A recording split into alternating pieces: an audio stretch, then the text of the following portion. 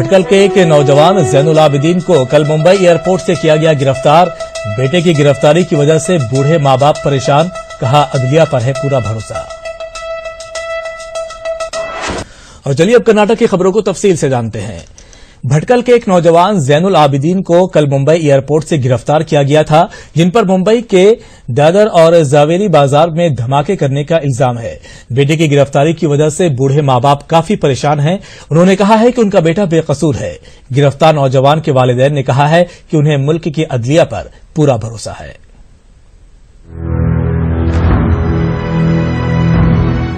भटकल के एक नौजवान जैनुल आबिदीन को कल मुंबई एयरपोर्ट से गिरफ्तार किया गया है। इन पर मुंबई के दादर और जावेरी में सन 2011 में हुए धमाकों का इल्जाम है।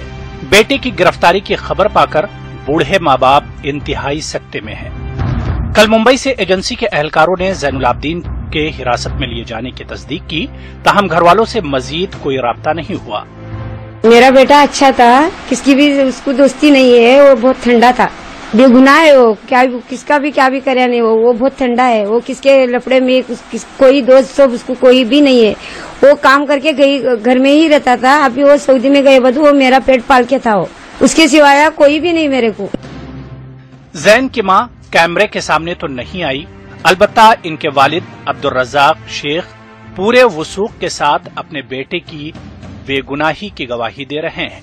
बेगुनाह है, मेरा बेटा ऐसा है नहीं, इसके बेवजह उसको फंसाया गया है। इस सऊदी में इससे पहले उसे 6 माह पहले आंध्र किया था, अरेस्ट किया थे। वो बेबुनियादी है और वहां के से आया है और आने में या बॉम्बे में एयरपोर्ट में पकड़ा गया है, उसको अरेस्ट किया है फिर दोबारा। लेकिन फिर इंडिया की गवर्नमेंट के ऊपर में इतना फुल भरोसा है कि फिर वहां भी बेगुनाह साबित होकर आएंगे इंशाअल्लाह। भटकल के नशेबी इलाके सिद्दीक स्ट्रीट के एक छोटे से मकान में रहने वाली इस खातून को अदलिया पर भरोसा है। 6 माह से सऊदी अरबिया में गिरफ्तारी का सदमा झेल रहे इनके घरवाले अब हिंदुस्तानी तहकीकाती एजेंसियों के पास अपने बेटे की मौजूदगी को लेकर फिक्रमंद हैं और वो अब रिफाही काम करने वाली तंजीमों की तरफ उम्मीद की निगाहों से देख रहे हैं कि कौन इनकी मदद करता है।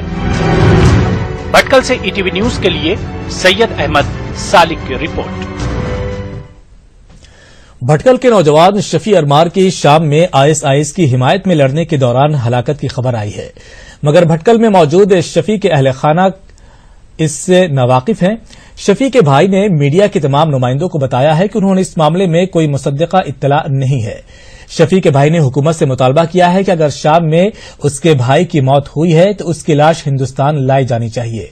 वाज़ेह है कि गुज़िश्ता साल इसी तरह शफी के भाई सुल्तान अरमार की भी दाइश की हिमायत में लड़ते हुए मौत हो गई थी।